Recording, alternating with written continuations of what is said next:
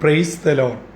ജീവജലം എന്ന പ്രതിദിന വാഗ്ദത്ത വചനത്തിലേക്ക് ലോകമെമ്പാടുമുള്ള ദൈവമക്കൾക്ക് വേഗം വരുന്നവനായ യേശുക്രിസ്തുവിൻ്റെ അതിപരിശുദ്ധ നാമത്തിൽ സ്നേഹ വന്ദനം. ഇന്ന് 2024 സെപ്റ്റംബർ മാസം 23-ാം തീയതി തിങ്കളാഴ്ച. സ്വർഗത്തിലെ ദൈവത്തിൻ്റെ അളവറ്റ കൃപയാൽ ഈ മാസത്തിൻ്റെ മറ്റൊരു പ്രവർത്തന ആഴ്ചവട്ടത്തിലേക്ക് തമ്പുരാൻ നമ്മെ പ്രവേശിപ്പിച്ചിരിക്കുന്നു. ഈ പുതിയ ആഴ്ചവട്ടം ആയിരിക്കുന്നിടങ്ങളിൽ ആരോഗ്യത്തോടെ, ബലത്തോടെ, സൗഖ്യത്തോടെ ആയിരിക്കാനും നമ്മെ ഏൽപ്പിച്ചിരിക്കുന്ന ഉത്തരവാദിത്തങ്ങൾ, കർത്തവ്യങ്ങൾ എന്നിവ വിശ്വസ്തയോടും കൃത്യനിഷ്ഠയോടും കൂടെ ചെയ്യുവാൻ ഉയരത്തിൽ നിന്ന് ബലവും ആരോഗ്യവും നൽകട്ടെ. ആയിരിക്കുന്നിടങ്ങളിൽ ദൈവകൃപയോടെ ആയിരിക്കാൻ സർവശക്തനായ ദൈവം നമ്മെ ഏവരെയും ഇടയാക്കട്ടെ എന്നുള്ള പ്രാർത്ഥനയോടെ ഇന്നത്തെ വാഗ്ദത്ത വചനത്തിനായി ഒരുങ്ങാം. ഇന്ന് ജീവജലത്തിൽ കൂടി പ്രോമിസ് വേഴ്സായി നമുക്ക് ലഭിച്ചിരിക്കുന്നത് അപ്പോസ്തലനായ വിശുദ്ധ പൗലോസ് കൊരിന്ത്യർക്കെഴുതിയ 2-ാം ലേഖനം 3-ാം അധ്യായം 17-ാം വാക്യം. 2 Corinthians chapter 3 verse 17 നാം ഇങ്ങനെ വായിക്കുന്നു: കർത്താവ് ആത്മാവാകുന്നു, കർത്താവിൻ്റെ ആത്മാവുള്ളിടത്ത് സ്വാതന്ത്ര്യം ഉണ്ട്. കൊരിന്ത് എല്ലാ അർത്ഥത്തിലും സമുന്നതമായ നിലയിൽ മുൻപോട്ട് പൊക്കൊണ്ടിരിക്കുന്ന ഒരു പ്രദേശം. സാമൂഹ്യമായി, രാഷ്ട്രീയമായി, വിപണനപരമായി, സാമ്പത്തികമായി, വാണിജ്യമായി ഒക്കെ ഉന്നത നിലവാരം പുലർത്തുന്നു. അതിൻ്റെതായ പോരായ്മകളും അവിടെ നിലകൊള്ളുന്നു. അങ്ങനെയുള്ള ഒരു പശ്ചാത്തലത്തിൽ അവിടെ ഒരു സഭ രൂപപ്പെട്ടു വന്നപ്പോൾ ആ പ്രദേശത്തിന്റെ പോരായ്മകളും സഭയ്ക്കകത്തുണ്ട്. അതിനെക്കുറിച്ച് പൗലോസ് വളരെ ശക്തമായി വിമർശിക്കുകയും ശാസിക്കുകയും 1-ഉം 2-ഉം ലേഖനങ്ങളിൽ നമുക്ക് കാണാം. ഇതാ യഥാർത്ഥ സ്വാതന്ത്ര്യം എന്ത് എന്ന് പൗലോസ് 3-ാം അധ്യായത്തിൽ കൂടെ വ്യക്തമാക്കുന്നു.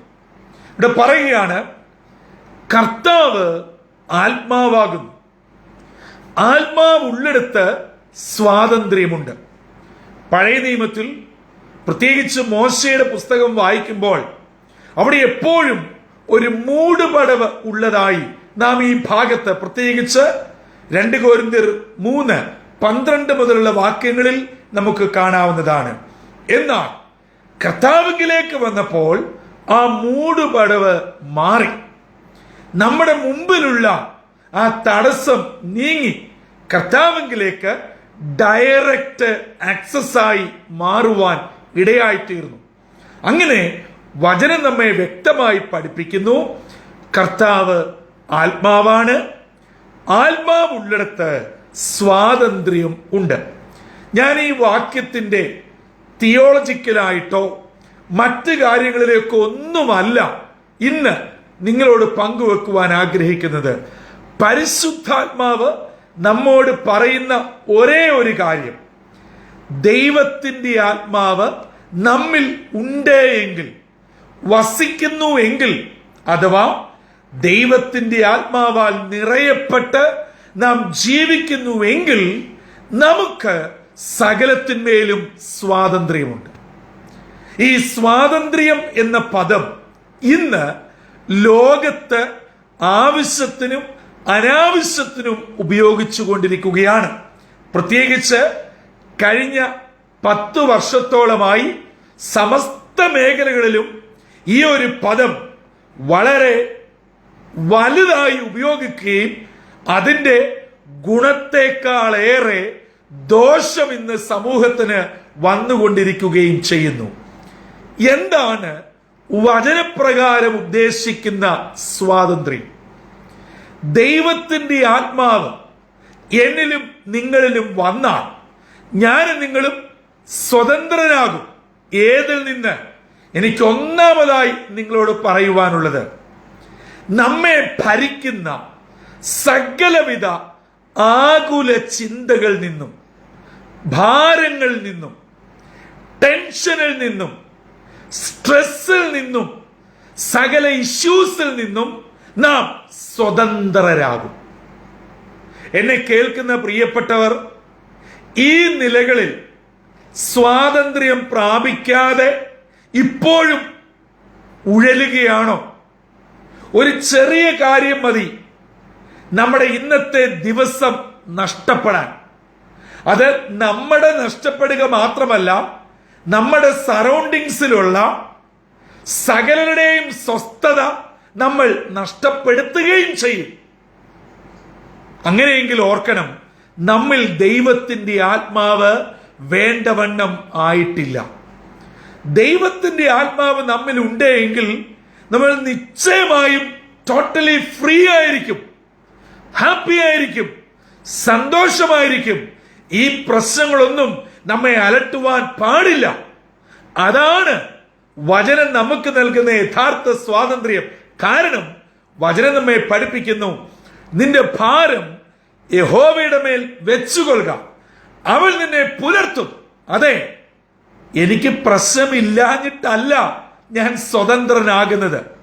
എനിക്ക് എൻ്റെ കുടുംബത്തിന്റെ വിഷയം, എൻ്റെ മക്കളുടെ വിഷയം, എൻ്റെ ആരോഗ്യ വിഷയം, എൻ്റെ മാതാപിതാക്കളുടെ വിഷയം, എൻ്റെ സഹോദരങ്ങളുമായിട്ടുള്ള വിഷയങ്ങൾ, എൻ്റെ ജോലി സംബന്ധമായിട്ടുള്ളത്, എൻ്റെ വരുമാന മാർഗ സംബന്ധമായിട്ടുള്ളത്, എൻ്റെ ബന്ധങ്ങളുടെ മേലുള്ള വിഷയങ്ങൾ, അങ്ങനെ ഒരു മനുഷ്യായുസ്സിൽ എനിക്കും നിങ്ങൾക്കും ഉണ്ടാകേണ്ട എല്ലാ കാര്യങ്ങളിലും ചെറുതും വലുതുമായിട്ടുള്ള പ്രശ്നങ്ങളുണ്ട്, സങ്കീർണങ്ങളായിട്ടുള്ള വിഷയങ്ങളുണ്ട്, നമ്മുടെ കയ്യിൽ ഒതുങ്ങാത്ത ചില പ്രതികൂലങ്ങളുമുണ്ട്.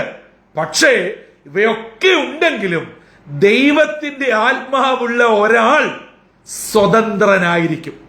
കാരണം ഈ വിഷയങ്ങളാൽ നാം കെട്ടപ്പെടുകയല്ല, നാം കെട്ടപ്പെട്ടിരിക്കുന്നത് ഹല്ലേലൂയ സ്വർഗത്തിലെ ദൈവത്തിന്റെ ആത്മാവിനാലാണ്. ആ ആത്മാവ് എന്നെയും നിങ്ങളെയും ഭരിക്കുന്നിടത്തോളം കാലം, നിയന്ത്രിക്കുന്നിടത്തോളം കാലം, നമ്മിൽ നിറഞ്ഞിരിക്കുന്നിടത്തോളം കാലം ഈ പ്രശ്നങ്ങൾ നമ്മെ ഭരിക്കുകയല്ല, നാം ഈ പ്രശ്നത്തെ ഭരിക്കുന്നവരായി മാറും. അങ്ങനെയെങ്കിൽ ഇന്ന് ഈ ജീവജലം ശ്രവിച്ചുകൊണ്ടിരിക്കുന്നവർ സ്വയം ചോദിക്കുക, ഞാൻ എന്തിനാ ഇത്രമേൽ ടെൻഷൻ അടിക്കുന്നത്? നല്ല ഒരു രാത്രി ഉറങ്ങിത്തീരേണ്ടത് എന്തിനു ഞാൻ ഉറങ്ങാതെ ഇരിക്കുന്നു? ഭക്ഷണം രുചിപ്രദമായി പാചകം ചെയ്തിരിക്കുന്നു, എന്തിനാ ഞാൻ കഴിക്കാതെ ഇരിക്കുന്നത്? ഞാനൊന്ന് ചിരിച്ചിട്ട് എത്ര നാളായി? എല്ലാറ്റിനോടും വിയോജിപ്പ്, ഇഷ്ടക്കേട്, സ്വയം തന്നെ അങ്ങ് വെറുക്കുക. ഞാൻ എന്തിനാ ജീവിക്കുന്നത്? ഇങ്ങനെയൊക്കെ ഒരു പ്രാവശ്യമെങ്കിലും നിങ്ങളുടെ മനസ്സിൽ കൂടെ വന്നിട്ടുണ്ടെങ്കിൽ പ്രിയമുള്ളവരെ, അത് തെറ്റാണ്, അത് പാപമാണ്. നിങ്ങളെ ഭരിക്കുന്നത് ദൈവത്തിന്റെ ആത്മാവ് അല്ലേ? അല്ല. അല്പം കൂടെ ഇന്നത്തെ വാഗ്ദത്ത വചനപ്രകാരം പറഞ്ഞാൽ, അങ്ങനെ ചിന്തിക്കുന്നവരാരെങ്കിലും എന്നെ കേൾക്കുന്നുവെങ്കിൽ നിങ്ങളിൽ ദൈവത്തിന്റെ ആത്മാവില്ല. ദൈവത്തിന്റെ ആത്മാവുള്ള ഒരാൾ സ്വതന്ത്രരായിരിക്കും എല്ലാത്തിൽ നിന്നും. ഞാൻ ആവർത്തിക്കുന്നില്ല, ഒരു പുരുഷായുസ്സിലെ, ഒരു മനുഷ്യായുസ്സിലെ, ഒരു ജീവിതത്തിലെ എല്ലാ പ്രശ്നങ്ങളും പ്രാർത്ഥിക്കുന്ന ഒരു ദൈവ പൈതലിനുമുണ്ട്. കാരണം ഈ ലോകത്തിൽ തന്നെയാണ് നാം ജീവിക്കുന്നത്. പക്ഷേ ആ പ്രശ്നങ്ങളെ കൈകാര്യം ചെയ്യുന്നത് ഒരു ദൈവത്തിന്റെ പൈതൽ പ്രാർത്ഥനയോടും ആത്മനിറവോടും കൂടെയാണ്. നമ്മുടെ പ്രശ്നങ്ങളെ അല്ല നാം വലുതായി കാണേണ്ടത്. ആ പ്രശ്നത്തിലും വലിയവനായ ഒരു ദൈവം എനിക്കുണ്ട് എന്നുള്ള തികഞ്ഞ ബോധം നിങ്ങളുടെ പ്രശ്നങ്ങളിൽ നിന്നും നിങ്ങളെ സ്വതന്ത്രരാക്കുന്നു. അതുകൊണ്ട് ഇന്ന് പകൽ എന്നെ കേൾക്കുന്ന സഹോദരി സഹോദരങ്ങളെ, എന്റെ കുഞ്ഞ് അനുജന്മാരെ, അനുജത്തിമാരെ, നിങ്ങൾക്ക് ജോലിയുടെ സ്ട്രെസ് ഉണ്ടോ? ജോലി സംബന്ധമായിട്ടുള്ള ഇഷ്യൂസ് ഉണ്ടോ? ദൈവത്തിൽ ഭരമേൽപ്പിക്ക്, തമ്പുരാന്റെ കരങ്ങളിലോട്ട് വിട്ടുകൊടുക്ക. ഫ്രീ ആയിട്ടിരിക്കുക, സന്തോഷത്തോടെ ഇരിക്കുക, സമാധാനത്തോടെ ഇരിക്കുക. നിങ്ങളെ കാണുന്നവർ നിങ്ങളുടെ ഭാരമല്ല നിങ്ങളുടെ മുഖത്തു നിന്നും വായിച്ചെടുക്കേണ്ടത്, മറിച്ച് നിങ്ങളുടെ ഉള്ളിൽ നിറഞ്ഞിരിക്കുന്ന ദൈവത്തിന്റെ ആത്മാവിന്റെ അളവ് നിങ്ങളുടെ മുഖത്ത് നിന്ന് കാണണം. അത് വെറുതെ ആക്ട് ചെയ്ത് ചിരിക്കുന്നതിലല്ല. ഹല്ലേലൂയ. അത് നിങ്ങളുടെ കണ്ണിലും മുഖത്തും പ്രസരിക്കുവാൻ നിങ്ങളിൽ നിറയുന്ന ആത്മാവിന്റെ സ്വാതന്ത്ര്യം നിങ്ങളെ ഇടയാക്കും.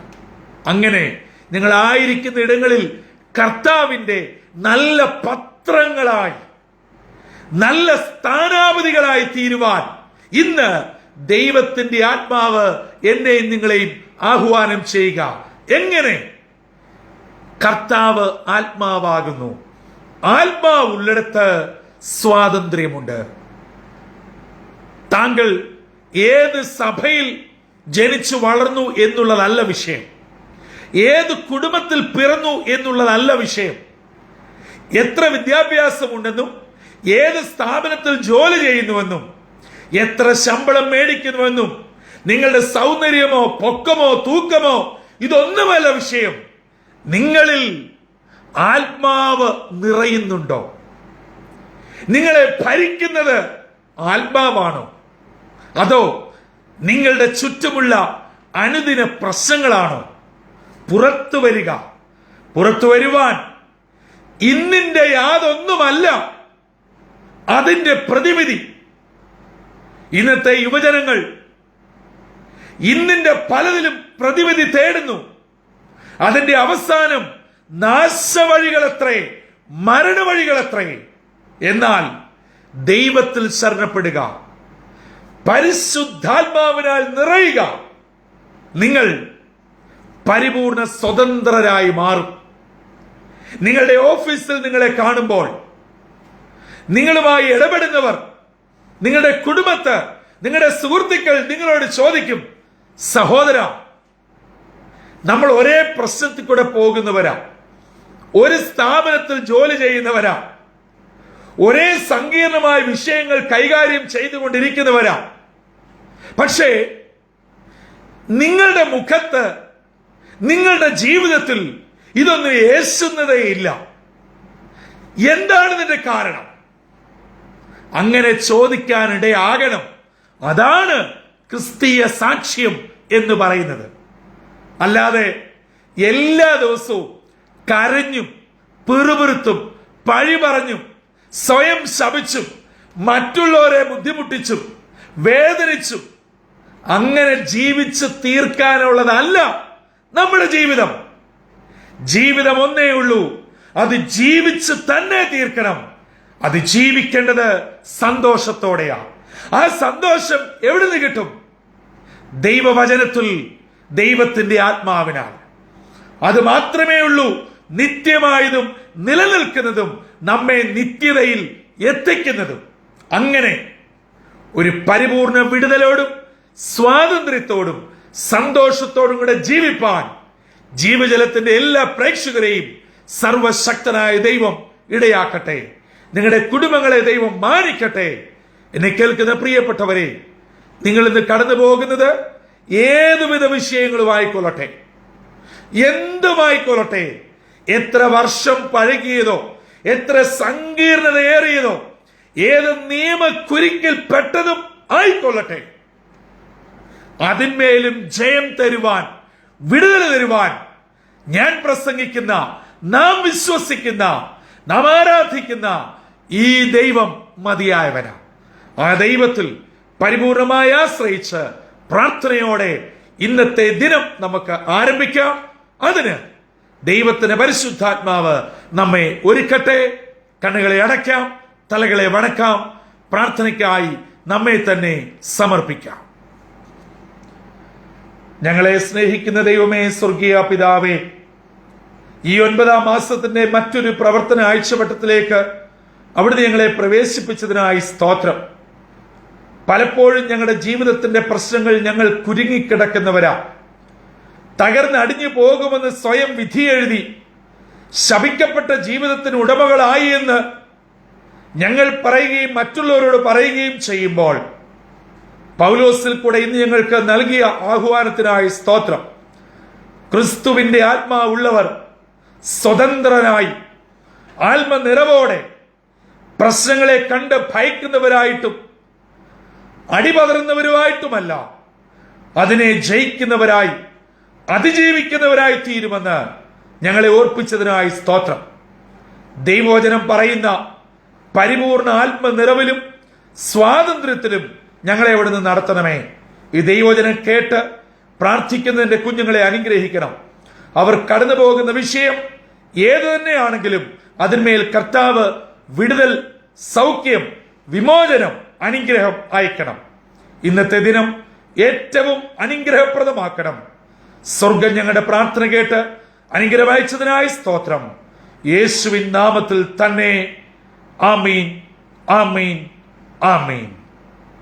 പ്രിയ ദൈവമക്കളെ, ദൈവത്തിന്റെ ആത്മാവിൽ നാം നിറയുകയും ആ നിറയപ്പെടുമ്പോൾ അതുവരെ നമ്മിൽ നിറഞ്ഞിരിക്കുന്ന ഇന്നിന്റെ എല്ലാ പ്രശ്നങ്ങളും പുറത്തു വരികയും നാം ദൈവാത്മാവിനാൽ സ്വതന്ത്രരാവുകയും ചെയ്യും. ആ സ്വാതന്ത്ര്യത്തോടെ, ആ ധൈര്യത്തോടെ, ആ സന്തോഷത്തോടെ നമ്മുടെ പ്രശ്നങ്ങളെ നമുക്ക് നേരിടാം, അതിജീവിക്കാം, ജയക്കൊടി പാറിക്കാം. അതെ, ജീവജലം ശ്രവിക്കുന്ന എല്ലാവരും ഈ നിലയിൽ പൂർണ്ണ സന്തോഷവാന്മാരായി, സന്തോഷവതികളായി ദൈവകൃപയോടെ മുന്നേറുവാൻ സർവശക്തനായ ദൈവം ഇടയാക്കട്ടെ. അതിന് ഇന്നത്തെ വാഗ്ദത്ത വചനം നമ്മെ ഒരുക്കുകയും ചെയ്യട്ടെ. കർത്താവിന്റെ അനുഗ്രഹിക്കപ്പെട്ട മുന്തിരിത്തോട്ടത്തിൽ നിന്നും brother Santhosh Kodukulanji. God bless you all.